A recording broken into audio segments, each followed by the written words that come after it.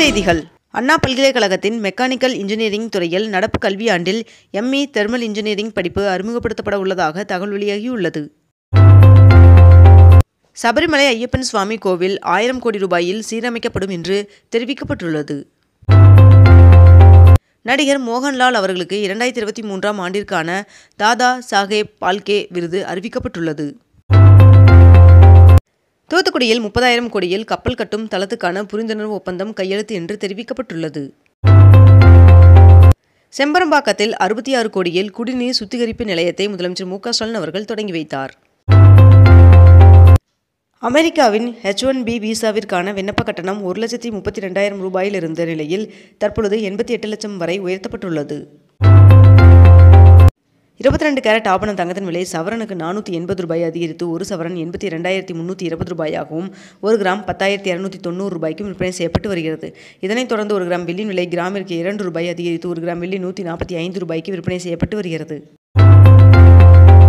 முதற்கட்டமாக 1,50,00,000 ஸ்மார்ட் மீட்டர்கள் பொருத்துவதற்கு 13 நிறுவனங்கள் தேர்வு செய்யப்பட்டு விரைவில் பணியை தொடங்க உள்ளதாக மின்வாரிய அதிகாரிகள் தகவல் தெரிவித்துள்ளனர். கொடநாடு வழக்கை அக்டோபர் 10ஆம் தேதிக்கு உதகை நீதிமன்றம் ஒத்திவைத்தது. நாகப்பட்டினத்தில் தாவேகா தலைவர் விஜய் அவர்கள் இன்று மீண்டும் பிரச்சாரம் மேற்கொள்ள உள்ள நிலையில் தொண்டர்களுக்கு கட்சி தலைமை முக்கிய அறிவுறுத்தல்களை வழங்கியுள்ளது. பூம்புகாரில் பழந்தமிழ் நாகரிகத்தின் தொன்மையை கண்டுணர ஆய்வுப் பணிகள் தொடங்கியது என்று அமைச்சர் தங்கம் தென்னரசு அவர்கள் தெரிவித்துள்ளார். கிண்டியில் உள்ள நெடுஞ்சாலை ஆராய்ச்சி நிலைய வளாகத்தில் மாநில நெடுஞ்சாலை ஆணையத்தை தொடங்கி வைத்து கலைஞர் நூற்றாண்டு கட்டடத்தையும் முதலமைச்சர் மு.க. ஸ்டாலின் அவர்கள் திறந்து வைத்துள்ளார். தமிழ்நாட்டில் உள்ள 42 கட்சிகளின் பதிவுகளை ரத்து செய்து தலைமை தேர்தல் ஆணையம் உத்தரவு பிறப்பித்துள்ளது. 4,000 கோடி ரூபாய் மதிப்பில் 10 ஆண்டுகால பிணைய பத்திரங்கள் ஏலம் விடப்படும் என்று தமிழ்நாடு அரசு நீதித்துறை தகவல் தெரிவித்துள்ளது. 49 கோடி மதிப்பீட்டில் பல்வேறு மாவட்டங்களில் 11 விளையாட்டு உட்கட்டமைப்பு மேம்பாட்டு பணிகளுக்கு துணை முதல்வர் உதயநிதி ஸ்டாலின் அவர்கள் அடிக்கல் நாட்டினார். தமிழ்நாட்டில் உள்ள 42 கட்சிகளின் பதிவுகளை ரத்து செய்து தலைமை தேர்தல் ஆணையம் உத்தரவு பிறப்பித்துள்ளது. பீகாரில் வேலையில்லா பட்டதாரிகளுக்கு மாதம் 1000 ரூபாய் நிதியுதவி வழங்கப்படும் என்று அம்மாநில முதல்வர் நிதிஷ்குமார் அவர்கள் அறிவித்துள்ளார். வாக்காளர் பட்டியல் முறைகேடு தொடர்பான ராகுல் காந்தி அவர்களின் குற்றச்சாட்டுகளை தேர்தல் ஆணையம் ஆதாரங்களுடன் திட்டவட்டமாக மறுத்துள்ளது. சென்னை தி.நகரில் நடைபெற்ற உங்களுடன் ஸ்டாலின் திட்ட முகாமிற்கு முதலமைச்சர் மு.க. ஸ்டாலின் அவர்கள் நேரில் சென்று ஆய்வு மேற்கொண்டார். அமெரிக்காவின் ஈக்வினிக்ஸ் நிறுவனத்தின் தரவு மையத்தை முதலமைச்சர் மு.க. ஸ்டாலின் அவர்கள் திறந்து வைத்துள்ளார். 2,796 கோடி ரூபாய் ஊழல் வழக்கில் அனில் அம்பானி அவர்கள் மீது சிபிஐ குற்றப்பத்திரிகை தாக்கல் செய்துள்ளது. ஈசா கிராமோத்சவத்தின் இறுதிப் போட்டிகள் கோவை ஆதியோகி வளாகத்தில் வருகின்ற 21ஆம் தேதி சத்குரு அவர்களின் முன்னிலையில் நடைபெற உள்ளது. ஆன்லைன் சூதாட்ட தடை சட்டம் அக்டோபர் 1ஆம் தேதி அமல்படுத்தப்பட உள்ளதாக தெரிவிக்கப்பட்டுள்ளது. 36 கோடி ரூபாய் வருமான வரி நோட்டீஸை எதிர்த்த தீபா அவர்களின் மனு உயர்நீதிமன்றத்தில் தள்ளுபடி செய்யப்பட்டது. கோவையில் வருகின்ற 9 மற்றும் 10ஆம் தேதிகளில் உலக புத்தொழில் மாநாடு நடைபெறும் என்று முதலமைச்சர் மு.க. ஸ்டாலின் அவர்கள் தெரிவித்துள்ளார். தமிழ்நாடு அரசு பணியாளர் தேர்வாணையத்தின் குரூப் 2-2A தேர்விற்கான ஹால் டிக்கெட் வெளியிடப்பட்டுள்ளது. தமிழகத்தில் இன்று திருவள்ளூர், ராணிப்பேட்டை, திருவண்ணாமலை, வேலூர் மற்றும் காஞ்சிபுரம் ஆகிய மாவட்டங்களில் ஒரு சில இடங்களில் கனமழை பெய்ய வாய்ப்புள்ளதாக வானிலை மையம் தகவல் தெரிவித்துள்ளது. கோவை விமான நிலைய முனைய கட்டிடம் 75,000 சதுர மீட்டர் பரப்பளவில் விரிவாக்கம் செய்யப்படும் என்று தெரிவிக்கப்பட்டுள்ளது.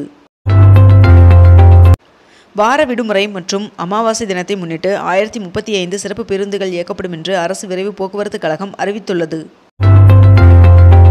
மாநில அரசு விடுதலை போராட்ட வீரர்களுக்கு தற்போது வழங்கி வரும் மாதாந்திர ஓய்வூதியம் 22,000ஆக உயர்த்தி வழங்கப்படும் என்று முதலமைச்சர் மு.க. ஸ்டாலின் அவர்கள் தெரிவித்துள்ளார்.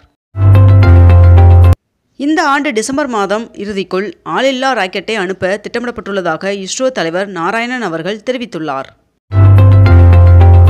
இனி வாக்குப்பதிவு இயந்திரங்களில் வேட்பாளர்களின் வண்ண புகைப்படம் இடம்பெறும் என்று தேர்தல் ஆணையம் அறிவித்துள்ளது.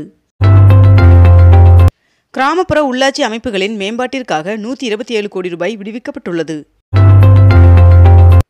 தமிழ்நாட்டில் பனைமரத்தினை வேரோடு வெட்டி விற்கவும் செங்கல் சூளைகளுக்கு பயன்படுத்துவதை தடுக்கும் வகையில் அரசாணை வெளியிடப்பட்டுள்ளது. அதன்படி பனைமரத்தை வெட்ட ஆட்சியர் அனுமதி கட்டாயம் என்று தமிழ்நாடு அரசு தெரிவித்துள்ளது. ஜிஎஸ்டி சீர்திருத்தத்தின் மூலம் மக்கள் மீதான வரி சுமை குறைந்துள்ளது என்று மத்திய நிதியமைச்சர் நிர்மலா சீதாராமன் அவர்கள் தெரிவித்துள்ளார். மேடவாக்கம் ஏரி முதல் பள்ளிக்கரணை சதுப்பு நிலம் வரை 58 கோடியில் கால்வாய் பணி இறுதிக்கட்டத்தை அடைந்துள்ளதாக தெரிவிக்கப்பட்டுள்ளது. புரட்டாசி மாத பிறப்பை முன்னிட்டு திருமலை ஏழுமலையான் சுவாமி கோவிலில் சாமி தரிசனம் செய்ய பக்தர்கள் கூட்டம் அதிகரித்துள்ளது. வைகை அணையிலிருந்து பாசனத்திற்கு 120 நாட்களுக்கு நீர் திறக்க தமிழ்நாடு அரசு உத்தரவிட்டுள்ளது. நாட்டில் இந்தியாவில் தயாரிக்கப்பட்ட பொருட்களை மட்டுமே மக்கள் வாங்குங்கள் என்று பிரதமர் நரேந்திர மோடி அவர்கள் வேண்டுகோள் விடுத்துள்ளார். தந்தை பெரியார் அவர்களின் பிறந்த நாளானது சமூக நீதி நாள் என்று அறிவித்து அரசாணை வெளியிடப்பட்டுள்ளது. நேற்று கரூரில் நடைபெற்ற திமுகவின் முப்பெரும் விழாவில் தந்தை பெரியார் விருது கனிமொழி எம்பி அவர்களுக்கும், முரசொலி செல்வம் விருது மூத்த பத்திரிகையாளர் AS பன்னீர்செல்வன் அவர்களுக்கும் வழங்கப்பட்டது. தமிழகத்தில் பள்ளி கல்வித்துறையில் காலியாக உள்ள 1121 முதுநிலை பட்டதாரி ஆசிரியர் பணியிடங்கள் விரைவில் நிரப்பப்படும் என்று பள்ளி கல்வித்துறை அமைச்சர் அன்பில் மகேஷ் அவர்கள் தெரிவித்துள்ளார். செங்கல்பட்டில் 55 ஏக்கரில் புதிய தொழில்நுட்ப பூங்காவிற்கு திட்ட அறிக்கை தயாரிக்க டிட்கோ டெண்டர் கோரியுள்ளது. தமிழ்நாட்டிற்கு 27,823 மெட்ரிக் டன் யூரியாவை உடனடியாக வழங்க வேண்டும் என்று பிரதமர் நரேந்திர மோடி அவர்களுக்கு முதலமைச்சர் மு.க. ஸ்டாலின் அவர்கள் கடிதம் மூலமாக வலியுறுத்தியுள்ளார். சேலத்தில் 17 புதிய பேருந்துகளின் சேவையை துணை முதல்வர் உதயநிதி ஸ்டாலின் அவர்கள் தொடங்கி வைத்தார். தமிழகத்தில் மகளிர் சுய உதவி குழுக்களுக்கு 3000 கோடி ரூபாய் வங்கிக் கடன் இணைப்பு மற்றும் அடையாள அட்டைகள் வழங்கும் விழா நடைபெற்றது.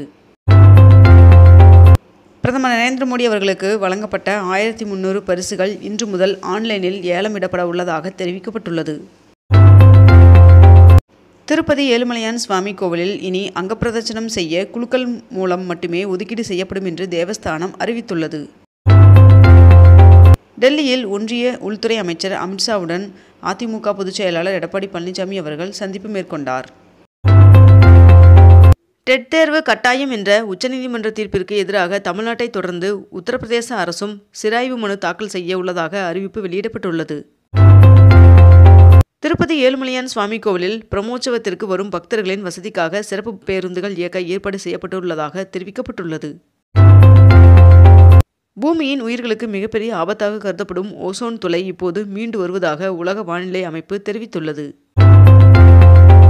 தமிழகம் முழுவதும் இனி அரசு பள்ளிகளில் 40 மாணவர்களுக்கு ஒரு ஆசிரியர் இருக்க வேண்டும் என்று பள்ளிக் கல்வித்துறை முக்கிய அறிவிப்பை வெளியிட்டுள்ளது. இத்துடன் இன்றைய தலைப்புச் செய்திகள் நிறைவடைகின்றன. மேலும் இதுபோன்ற அண்மை தகவல்களை உடனுக்குடன் தெரிந்து கொள்ள அக்னிபூ சேனலை சப்ஸ்கிரைப் செய்து கொண்டு தொடர்ந்து இணைந்திருங்கள். நன்றி, வணக்கம்.